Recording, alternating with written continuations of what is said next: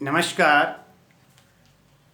आप सबका अपने YouTube चैनल शहर हैप्पीनेस संस्कृत एजुकेशन पर हार्दिक स्वागत एवं अभिनंदन। साथियों, इस कोविड-19 कोरोना महामारी वैश्विक स्तर के रूप पर बढ़ चुकी है, तो हम आपसे करबद्ध निवेदन करते हैं कि अपने आप को बचाइए, अपने परिवार को बचाइए। सरकार के द्वारा लॉकडाउन अनलॉक 4 भी आगे बढ़ा दिया गया है, तो हम कोशिश करते हैं आपके लिए घर पर फ्री ऑनलाइन एजुकेशन की सुविधा हो।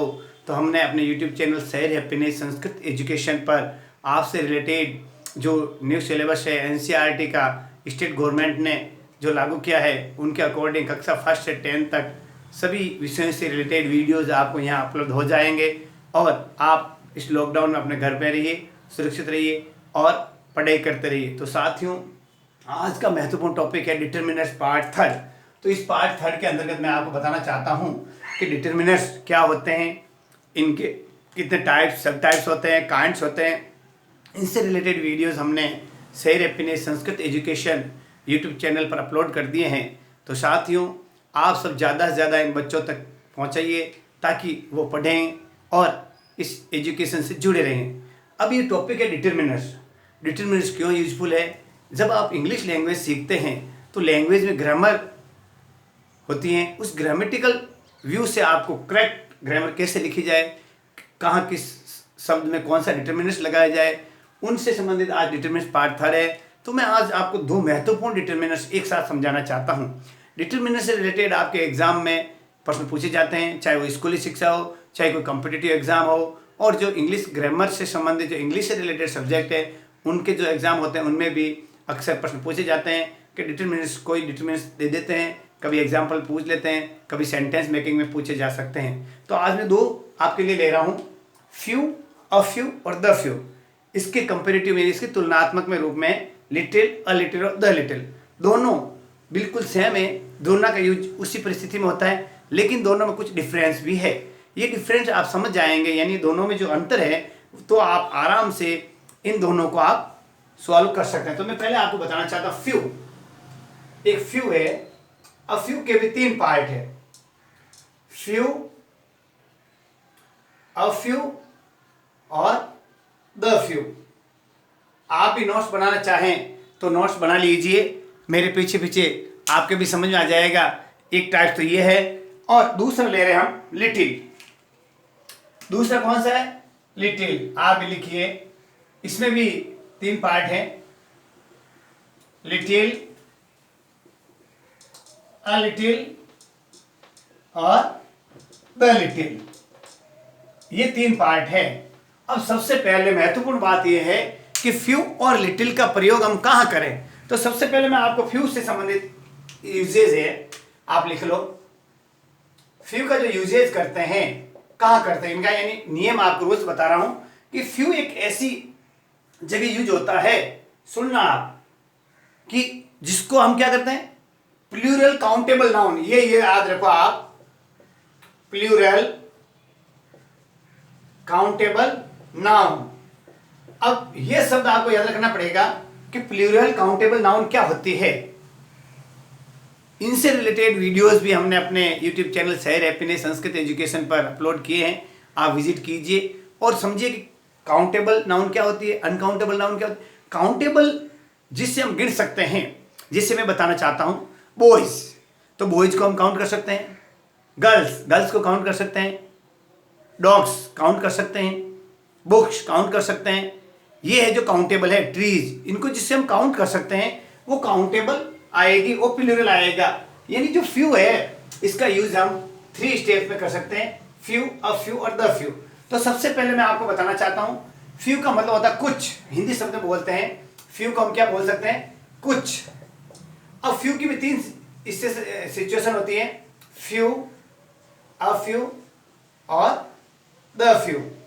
अब इसको देखो, मैं आपको लिखवा रहा हूं, आप भी मेरे पीछे पीछे लिख लीजिए कि फ्यू, अ फ्यू और द फ्यू के लिए क्या करते हैं। फ्यू के लिए आप सीधा लिखो, सुनना आप, फ्यू के लिए नॉट मैनी, यानी हैज ए नेगेटिव मीनिंग, देख सुनना। फ्यू का मतलब होता है नॉट मैनी, नॉट मैनी यानी बहुत ज्यादा नहीं, यानी इसका क्या मतलब होता है, आप लिख सकते हैं नेगेटिव सेंस के अंदर। किसमें सेंस में? नॉट मैनी, यानी बहुत ज्यादा नहीं। जैसे बताना चाहता हूं, इसका मैं एग्जांपल भी आपको बहुत सरल तरीके से समझाऊंगा। अब ऑफ यू यानी सम एटलीस्ट, कुछ है, सम एट लिस्ट। आप भी लिखिए, मैंने लिखा है सम एट लिस्ट। इसके बाद में होता है द फ्यू, होता है नॉट मैनी। देखना, सुनना, बट ऑल देयर आर। देखना, not many, not many, but ये आप भी लिखिए मेरे बीच बीच। इसका मैं सेंटेंस में आपको अच्छी तरह समझाऊंगा। क्या? All there are, but all there are. देखो, फ्यू, अ फ्यू और द फ्यू, यानी जो बहुवचन है, गणने योग्य बहुवचन गणीय संज्ञाएं, यानी ऐसी संज्ञा शब्द जो गिनने योग्य हो, बहुवचन हो, उनके साथ में हम फ्यू, अ फ्यू और द फ्यू का प्रयोग करते हैं। आया समझे? अब देखो, फ्यू का मतलब होता है थोड़े से। फ्यू का मतलब होता है थोड़ा कुछ। लिखिए आप, थोड़ा कुछ, लेकिन क्या है? नकारात्मक भाव में। ठीक है? एटलीस्ट, जो कुछ है, थोड़ा, थोड़ा कुछ, इसमें भी है थोड़ा कुछ। आप समझिए, देखिए, इसमें है थोड़ा कुछ, यानी थोड़े से क्या है? सकारात्मक भाव। थोड़ा कुछ है, लेकिन ये क्या है? सकारात्मक भाव है। और इसमें देखो, थोड़ा कुछ था, वो भी क्या हो गया? थोड़े पर सारे के सारे थोड़े हैं, लेकिन सारे के सारे थोड़े पर सभी। अब मैं इसको एक आप एग्जांपल से समझाना चाहता हूं। देखो, एक कक्षा है, सुनना आप। कक्षा के अंदर मान लो कुछ बच्चे हैं। देखो, there are few boys in the class, यानी कक्षा में कुछ बच्चे हैं। सुनना आप, पहला सेंटेंस समझो। एक क्लास है, उस कक्षा में कुछ बच्चे हैं, यानी अध्यापक जी कक्षा में आए, वापिस कक्षा को देख करके प्रिंसिपल साहब के ऑफिस में चले गए। प्रिंसिपल साहब ने जब क्या हुआ, कक्षा में कुछ बच्चे हैं, यानी जैसे कक्षा में मानते, सुनो आप, माना कि कक्षा में कुल स्ट्रेंथ है 40 की, तो उसमें से कितने? 5-7 बच्चे। कितने? 5-7। ठीक है, ये तो हो गया आगे फ्यू। अब देखो द फ्यू। देखो, वापिस अध्यापक जी कक्षा में गए दूसरे दिन, वहां देखा तो 19-20 बच्चे, यानी there are a few student. सुनना, देम आई टॉट। फिर वो पास प्रिंसिपल साहब के जाते हैं, तो कहते हैं there are a few student, यानी इतने बच्चे हैं कि जिससे कक्षा चल सके। ठीक है, ये हो गया अ फ्यू। तीसरा सेंटेंस, तीसरे दिन वापस अध्यापक जी कक्षा में आते हैं और there are the few student had gone. वापस प्रिंसिपल साहब के कमरे में जाते हैं और कहते हैं sir, there are the few student had gone, यानी कक्षा में बच्चे थे लेकिन सारे के सारे चले गए, यानी इस समय कुछ भी नहीं है। ये तो मैंने बताया आपको क्या, फ्यू के संबंध में, यानी कक्षा में कुछ बच्चे हैं, कक्षा में इतने बच्चे हैं कि जिनको मैं पढ़ा सकता हूं। कक्षा में इतने बच्चे थे, पता नहीं कितने थे, चाहे 50 भी थे चाहे एक भी था, लेकिन वो सारे जा चुके थे, यानी इस समय कुछ नहीं है, सारे के सारे, एंड थोड़े पर सभी। ये जो मैंने बताया है आपको एक कहानी के माध्यम से एग्जाम्पल देके समझाया है। अब मैं आपको इसमें सेंटेंस के माध्यम से बताना, सुनना क्या करता हूं। देखो, इसको मैं आपको एक सेंटेंस के माध्यम से भी बताना चाहता हूं कि आप इसको भी आप लिख सकते हैं। आपके समझ में आ गया होगा कि मैं क्या कहना चाहता हूं। आप एक बार वापस समझ लीजिए, फिर इन तीनों से संबंधित मैं आपको एक एक सेंटेंस बताना चाहता हूं कि हम जो है फ्यू का प्रयोग प्लूरल काउंटेबल नाउन के पहले होता है फ्यू, अ फ्यू और द फ्यू। आया समझ? फ्यू का नगण्य, अ फ्यू का होता है कुछ से संबंधित, और द फ्यू से होता है जो कुछ भी था थोड़ा ज्यादा नहीं के बराबर। ठीक है, अब देखो, एक आपको बताना चाहता हूं, एक एग्जाम्पल बताना चाहता हूं। He had read few books, simple sentence है। ही हैड, आप देखो, ही, एग्जाम्पल दे रहा हूं, हैड, आप भी लिखे मेरे पीछे पीछे। He had few books on Indian history, यानी उसके पास थोड़ी कुछ भारतीय इतिहास से संबंधित पुस्तकें हैं। तो क्या लिखा हमने? फ्यू। अब देखो, अब है ही, एक दूसरा सेंटेंस बता रहा हूं, हेड या ही हैड, ही रीड, इससे नए सेंटेंस बना रहे हैं, ही रीड अ फ्यू बुक्स, कुछ आ रहा समझ में, ही है read a few books on politics, आए समझे, ही had read a few books on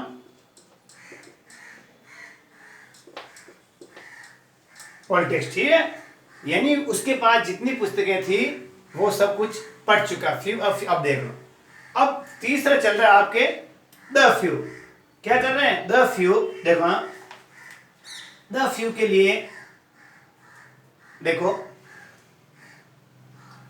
he has the few friends, he has the few friends, all are very poor, the few, यानी अब इस सेंटेंस से आपको समझना चाहिए कि उसके पास इतिहास की थोड़ी किताबें हैं, उसने जो उसके पास है सारी की राजनीति किताब पढ़ ली है, उसके दोस्त जितने भी हैं पर सभी के सभी गरीब हैं। इस सेंटेंस से आपको अच्छी तरह समझ में आ गया होगा कि मैं क्या कहना चाहता हूं, कि हम फ्यू, अ फ्यू और द फ्यू को बहुवचन गिनने वाली जो काउंटेबल है, ध्यान रखना, उनके साथ हम फ्यू का प्रयोग करते हैं। जैसे बता दूं, मैन हो, बॉय हो, गर्ल हो, वुमेन हो, ट्री हो, काऊ हो, डॉग हो, हैन हो, पेन हो, जो भी कोई काउंटेबल है, ध्यान रखना सेंटेंस में आपको ये ध्यान रखना पड़ेगा, काउंटेबल उसके साथ साथ प्लूरल कोई भी नाउन है तो उनके पहले हम फ्यू, अ फ्यू और द फ्यू का प्रयोग करेंगे। आगे अच्छी तरह समझ में। ठीक उसी तरह से लिटिल, लिटिल का भी मतलब होता है थोड़ा कुछ, लिटिल का जैसे फ्यू का मतलब होता है कुछ, उसी तरह लिटिल का भी क्या होता है, थोड़ा।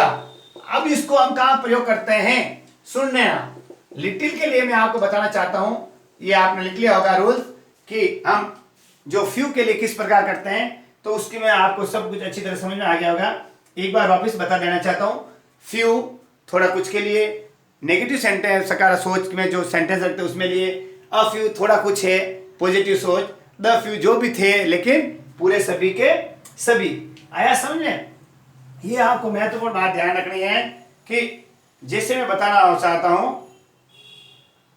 और ध्यान रखना वेरी यदि आ जाए, सुनना क्या आ जाए, वेरी आ जाए तो हमेशा फ्यू लगेगा। ये इंपॉर्टेंट बात है। कोई सेंटेंस यदि वेरी से शुरू होता है, वेरी से शुरू हो तो उसके साथ हमेशा फ्यू आएगा।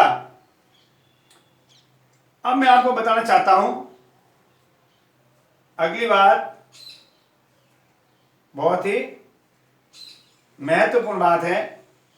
कौन सी? कि ओनली के बाद में हमेशा द फ्यू आएगा। देखो ओनली, ये जो सेंटेंस बता रहा हूं, आप महत्वपूर्ण बात ध्यान रखना, वेरी से यदि कोई सेंटेंस शुरू होता है तो उसके साथ आएगा फ्यू, और ओनली के साथ कोई आएगा तो उसके साथ क्या हो गया, क्या गया, अ फ्यू। ओनली के साथ हमेशा क्या लगेगा, अ फ्यू वाला सेंटेंस लगेगा। यह महत्वपूर्ण बात है। यदि वेरी से सेंटेंस शुरू हो तो उसमें फ्यू, ओनली से शुरू हो तो अ फ्यू।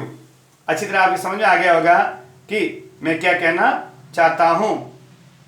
अब देखो, और इसमें नाउन हमेशा प्लूरल होती है। लिटिल,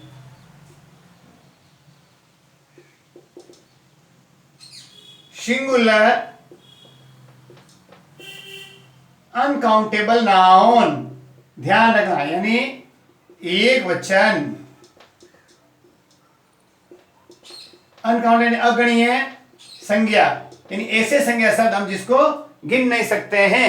आया समझ? सिंगुलर अनकाउंटेबल नाउन हमेशा सिंगुलर रूप होगा, लिटिल, अ लिटिल और द लिटिल। इनसे रिलेटेड मैं आपको कुछ नियम लिखा रहा हूं। आप लिटिल का मीनिंग लिखिए। लिटिल के लिए आप मेरे पीछे पीछे लिखिए। जो मैं आपको बताना चाहता हूं लिखिए, नोट कीजिए, ये आपके बहुत ही इंपॉर्टेंट काम आएगा।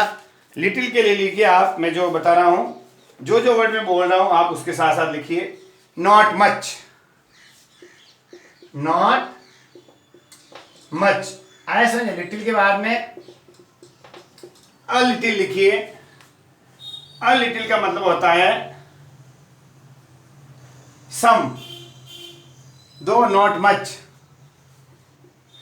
सम though not much. The little, the little से आप ये लिखिए, not much but all, not much but all the year. इससे रिलेटेड मैं आपको एक एग्जाम्पल बताना चाहता हूं। There is little water in the glass. ध्यान रखना आप, गिलास में थोड़ा पानी है। There is a little water in the glass I can drink. गिलास में इतना पानी है जिससे मैं पी सकता हूं। There is the little water in the glass has fallen. कुछ समझ में आया? यानी मेरे कहने का मतलब यह है कि कुछ ऐसी संज्ञाएं जो सिंगुलर हो, जिसको हम गिन नहीं सकते, जैसे दूध, घी, दही, मक्खन, जो भी है आपके, मनी। अब जैसे रुपीज है, ही हैव रुपीज, तो रुपीज में तो आपको few, a few, the few लग सकता है। लेकिन यदि मनी शब्द आ जाए, कौन सा शब्द आ जाए? मनी, वाटर, मिल्क, जो अनकाउंटेबल हो, जिससे हम गिन नहीं सकते हैं, उस पर से रिलेटेड जो भी आपके वर्ड हैं, जो नाउन है, ऐसा होप, आशा, ऐसा सैडनेस, ये जो भी शब्द हैं जिसको हम गिन नहीं सकते हैं, उसको क्या कहते हैं हम? अनकाउंटेबल नाउन, सिंगुलर होती है।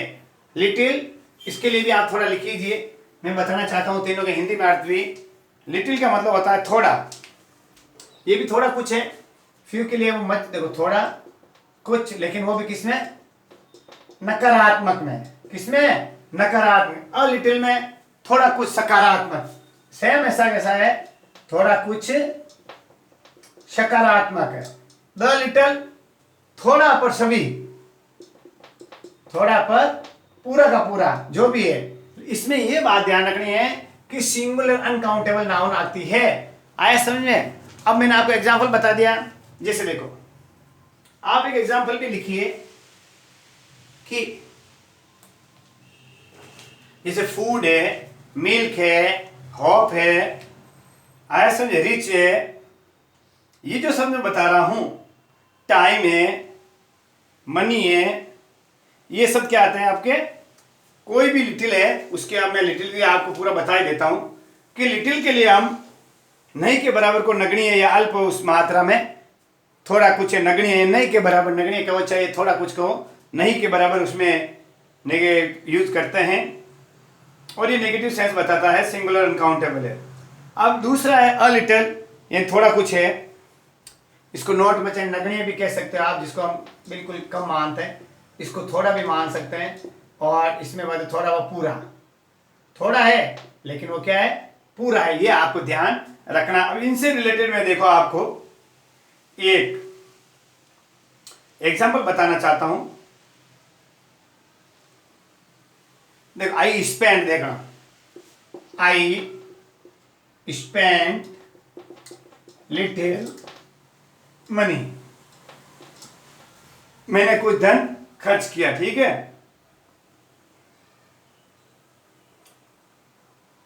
अब इसके बाद में दूसरा, I spend a little money.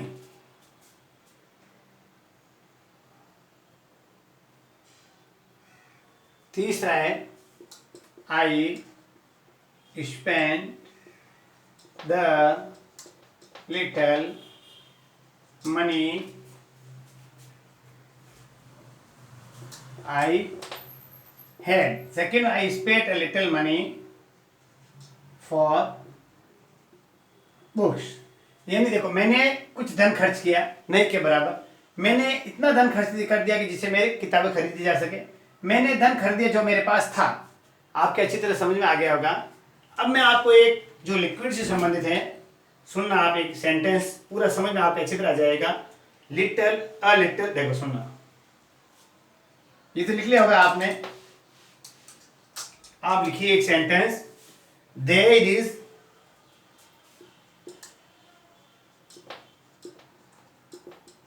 Little milk in the जग।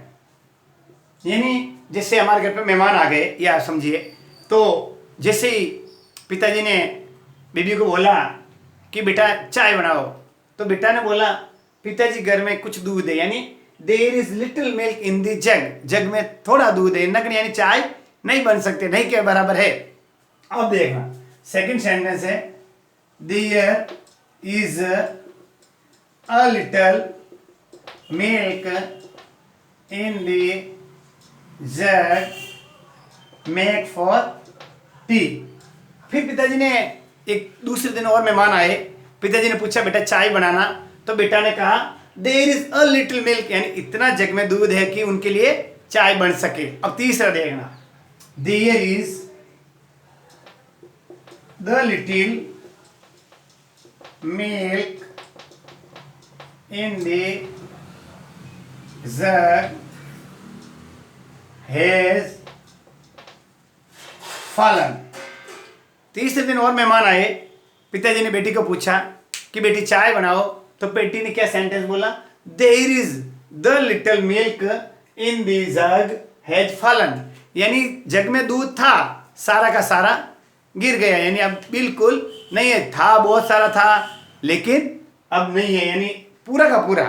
इस तरीके से जो मैंने आपको सेंटेंस बनाए हैं, आपको फ्यू और लिटिल अच्छी तरह से समझ में आ गया होगा। फ्यू काउंटेबल के लिए, लिटिल अनकाउंटेबल के लिए।